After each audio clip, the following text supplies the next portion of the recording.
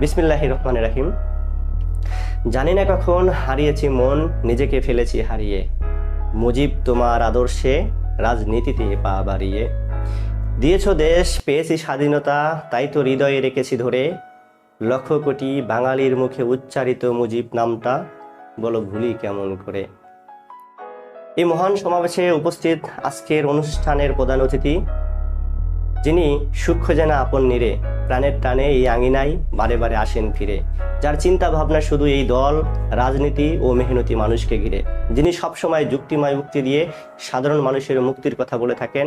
সেই প্রিয় মানুষ, ভালো মানুষ হিসেবে যার কোনো তুলনা নাই। কবিতায় লিখেছিলেন, আমাদের দেশে হবে সেই ছেলে কবে, কথাই না বড় হয়ে কাজে বড় হবে।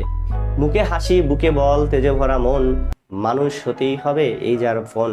কিন্তু কবির এই অল্পনা যেতেই উল্টে যায় চিত্র। অনেকেই স্বেচ্ছায় সৎ পথে চলার শপথ করে শেষ পর্যন্ত চেষ্টায় সফলতার শেষটায় দেওয়া হয় না, অর্থাৎ সৎ পথ যেন তার সয় না।